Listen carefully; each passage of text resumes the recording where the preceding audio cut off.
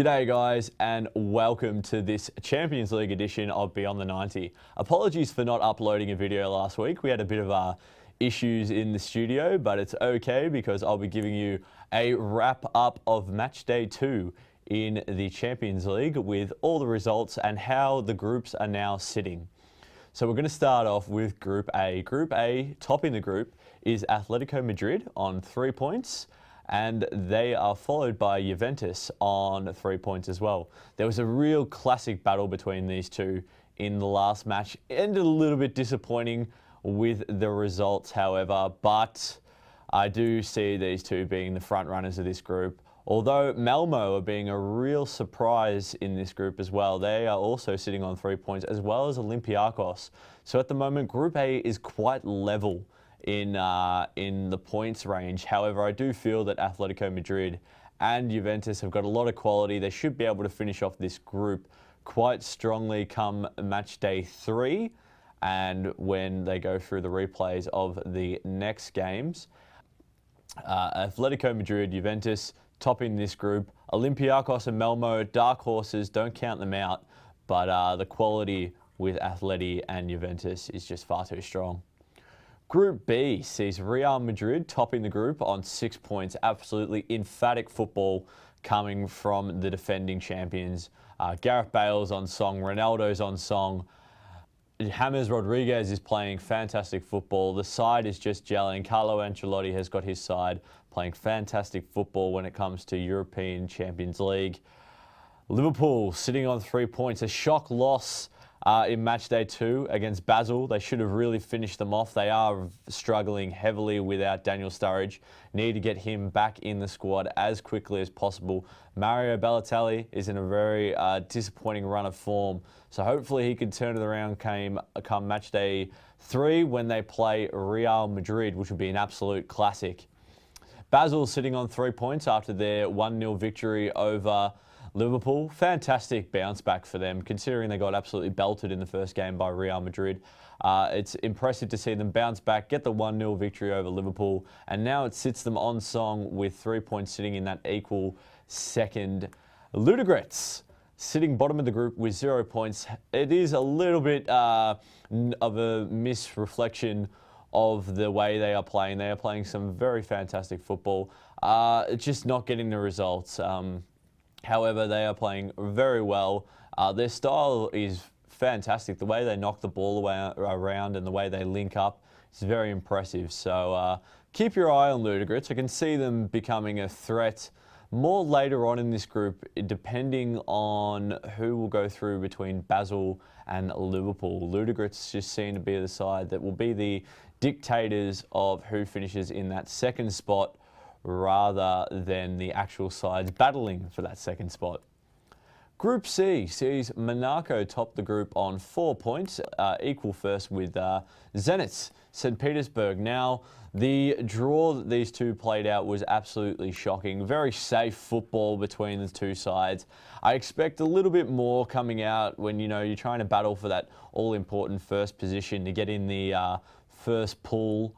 But however, it just didn't reflect on the way that these two played against each other. Rather a very boring and disappointing match, especially if you consider the quality that Monaco and Zenit both have. Bayern Leverkusen, a very dark horse, this German side. I love them to death. They are absolutely fantastic. The football style is great, and they managed to get their win against Benfica in the previous game. Don't count them out. I can see them being a sort of upset in this group. They could easily pip Monaco and Zenit for that second spot, dependent on their upcoming results. The football that they play is just absolutely fantastic. The link-up is great. Very unlucky not to get a few more goals in that game against Benfica, but that's the way it is. Sometimes when you're not on form or not in the crosshairs of them goals, it just goes here, there and everywhere except the back of the net. However, they did manage to get that all-important win. Benfica sitting bottom of the group, a little bit disappointing for them. You expect a lot more considering they're a very recurrent Champions League side. I expect them to have a stronger second run in the Champions League. They want to get off to impressive form in match day 3 and hopefully get some points on the board. However, I can see Monaco getting through in this group, and Zenit and Bayern Leverkusen going to be battling it out for that all-important second spot. Group D sees Borussia Dortmund have a perfect start to the Champions League with 6 points. Absolutely fantastic football coming out of them. Klopp has got his side playing brilliant football. The link up between their players is amazing, almost second to none, and I'd almost rate them as the side that I'm going to pick to go at least to the final, if not win. They are just playing fantastic football. They've got a very young side, yet experienced side, and I expect them to top this group quite comfortably. Sitting second is Arsenal, who got their first win against Galatasaray. Always what you want. Danny Welbeck with his first Arsenal hat-trick, getting off the mark in absolute superb style. Absolutely brilliant from the English striker, who is still finding his feet at the London club. However, with that hat-trick, you'd expect him to keep that form going into their next game. Galatasaray sitting third, just with their solid 1 point, and Anderlecht sitting equal third as well with their solid 1 point. Look, it seems pretty clear that this group, I can see Dortmund and Arsenal getting through quite comfortably.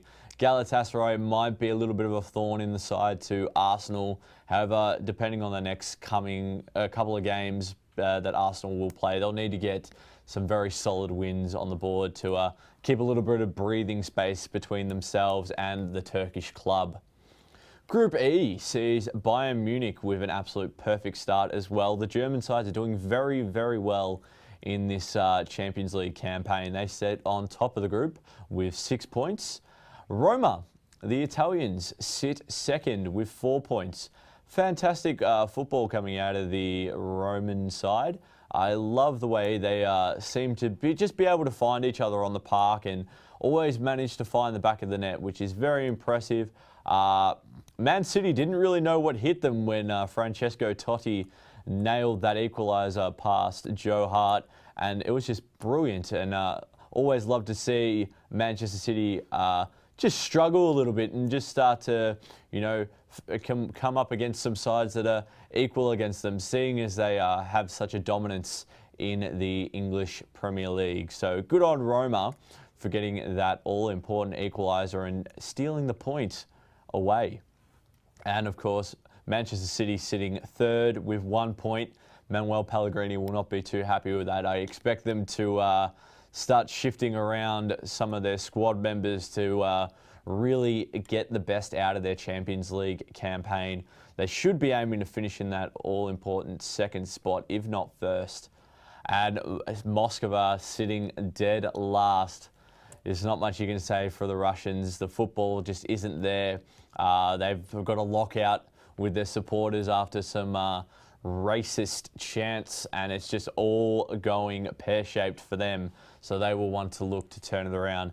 In this group, however, I do see Bayern Munich topping the group, and I'm going to give this one to Roma. They're playing absolutely fantastic football, and their second start should be great. Sitting in Group F, we see PSG on top with 4 points. Fantastic football coming out of the French side. Barcelona sitting second with 3 points. Ajax on 2 points and Apoel on 1 point. Now this is a very close group, even though you'd expect PSG and Barcelona to top it. I'm not going to count out Ajax, only because they just seem to be able to always scrape through at the last moments and really upset some of the big names in this side. There was an absolute blockbuster in match day 2 between PSG and Barcelona, which saw the French side get up and get on top of the group. However, I do see Barcelona topping this group quite comfortably. The quality in their side is second to none. PSG should finish a comfortable second in this group as well. Group G sees Chelsea on top with 4 points. Schalke sitting second on 2 points. Maribor, surprisingly, sitting second on 2 points. And Sporting on 1 point.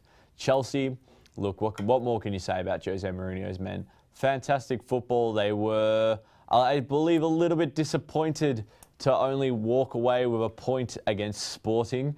A little bit of heroics from the Lisbon goalkeeper there to keep it all square. Jose Mourinho actually went up to him at the end of the game, shook his hand and said, "Mate, way to play," keeping the Blues at bay. However, in this group, I do see Chelsea and Schalke. There's a little bit of a thorn in the side there with Maribor, but I do see them having a very slow second half of the group stage. So Chelsea and Schalke to comfortably go through in this group. And finally, we have Group H, which has Porto on top, Bate on 3 points, sitting in second, Shakhtar on 2 points, sitting in third, and Atletico Bilbao on 1 point, sitting in that fourth spot. Porto should top this group quite comfortably. It was a little bit disappointing to see them get the draw midweek. You'd expect a little bit better from them against Shakhtar. Bilbao, they are the side out of all the Champions League sides, apart from Liverpool, who would be one of the ones that came in with the most expectations that aren't performing up to standard. Like, you'd expect a lot more out of Bilbao. Expecting a strong second half of the group stage from them as they look to turn their luck around. For me, I'm going to give Porto to top this group quite comfortably. And that second spot is really up for grabs. It's really going to be dependent on Bate, Shakhtar and Bilbao, who wants to step up and play the better football to get in that all-important second spot and qualify through to the knockout round. Well, that's all we have time for in this edition of Beyond the 90. Please check out my blog at www.beyondthe90.net. Follow me on Twitter at Alex_Alleman. And I will see you guys next week with a preview of Match Day 3. Cheers, guys.